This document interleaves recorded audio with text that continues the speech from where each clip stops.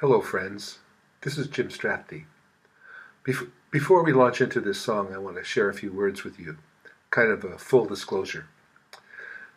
This song is an attempt to process some of my frustration, anger, and hope regarding the cultural and political crisis in our country right now. I played this for my family, and one of my daughters said, "Well, Dad, there's some nice moments in this, but it's kind of musically disjointed, and for my generation," she says, "it's too long, and parts of it need to go faster." Well, I can say to you that all of this is true. It's really more of a mini cantata than a simple folk song. But I just want to let you know, if you're with me until the end, where the hope part is, I thank you for your endurance. But if you need to check out in the middle, not to worry. We're still friends, and I will always continue to love you madly. So, buckle up your seatbelts and let's go flying Noah's Ark.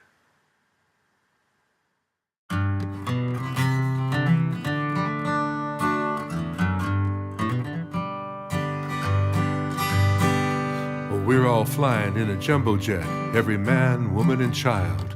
All 350 million of us, all our animals, tame and wild. And all our crawling critters, bees and butterflies embark. We're the USA at 30,000 feet, a flying Noah's Ark. And you're the president, Donald J. Trump, and we do wonder why.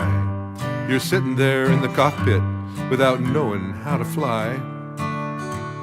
You move a lever, push a button, giving everything a try. Oh, you better learn fast, my friend, or we're all gonna die. Control towers all over the world are sending you urgent clues. Ah, you won't listen to any of them. You call it all fake news.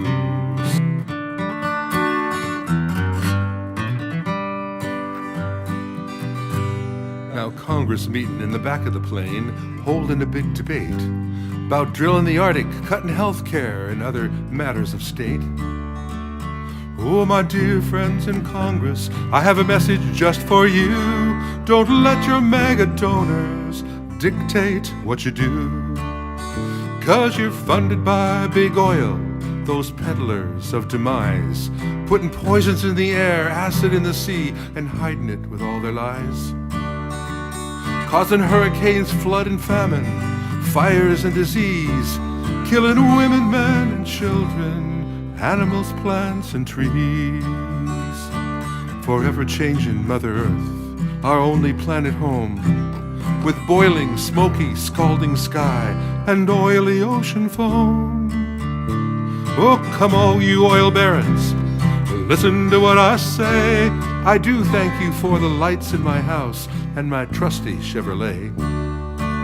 But we need to stop our addiction to oil and bring the safer day. With all your money and all your power, you could lead the way. Lead the way. Lead the way.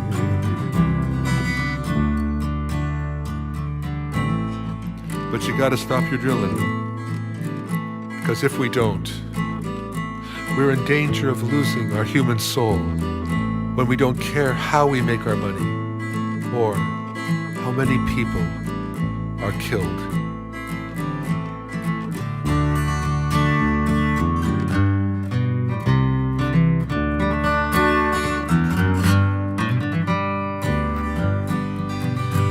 Now Congress still meeting in the back of the plane, trying to get something done. Cutting taxes for all the billionaires. They call it donor maintenance. You just might pass this one.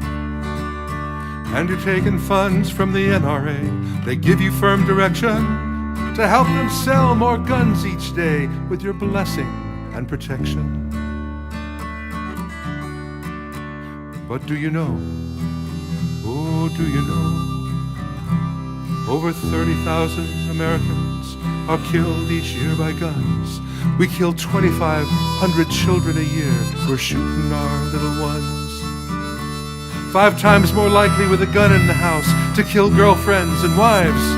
Over 20,000 use a gun each year to end our troubled lives.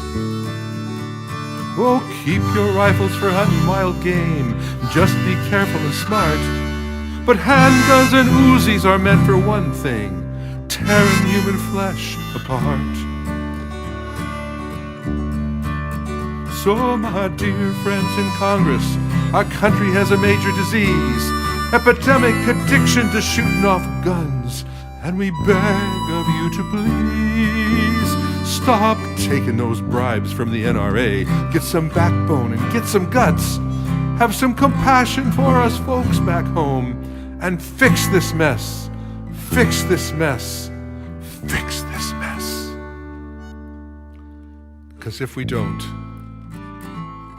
we're in cahoots with the gun makers, all in danger of losing our souls when we don't care how we make our money or how many people are killed. Oh, and there's one more thing I forgot. You're much more likely to be shot by an armed toddler than an illegal immigrant terrorist. So when you go home tonight, unload your guns, lock them up, and be on the lookout for all those armed toddlers.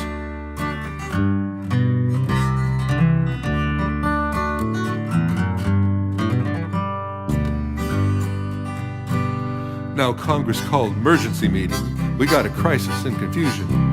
This jumbo jet is diving in a free-falling tailspin. We need a quick solution. Our president suggests that we open the rear doors and jettison several persons. A few hundred at first, then thousands more if our condition worsens.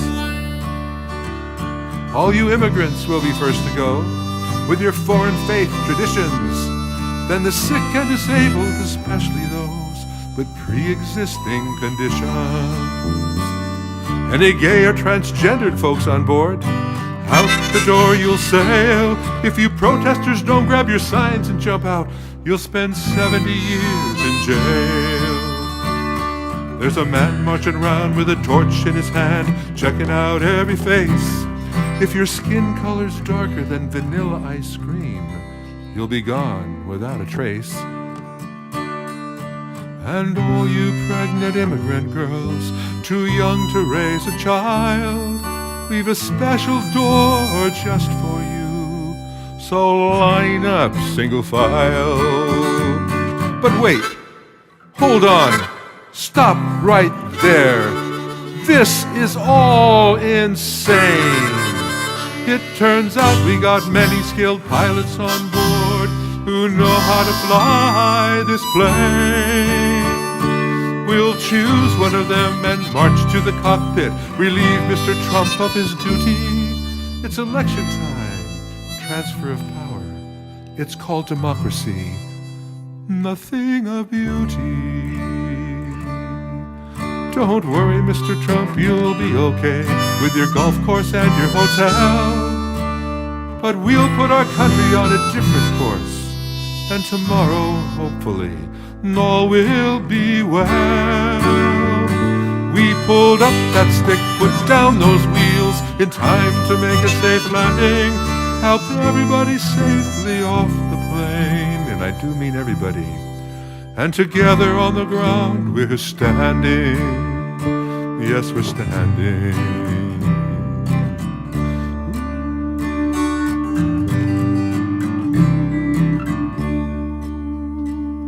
Well, friends, I have great faith in the people of our country.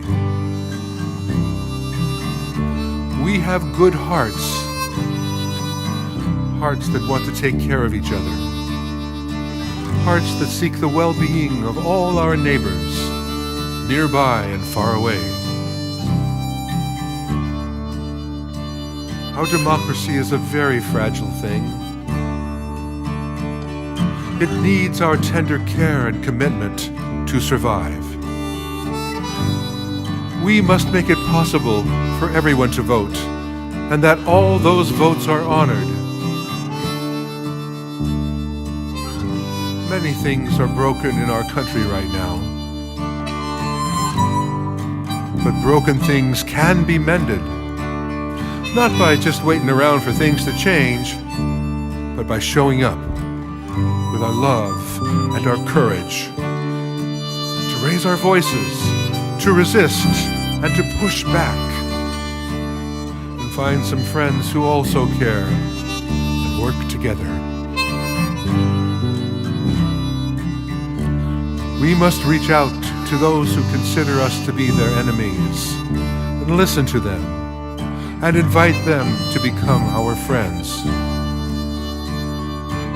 We must seek to heal the wounds, the conflicts, and the injustice that divide us. And register everyone to vote, all your friends and your grandmother too. And run for office. Yes, run for office. You can do it. We all can. Well, maybe I shouldn't. I'm pushing 80. But you could do it for me. And show up to vote in every election. Not to take our country back, but to lead our country forward to the great nation we still can be for these challenging times. Stay strong, my friends. We all make a difference. Here's to tomorrow. Ho, ho, ho, ho, ho.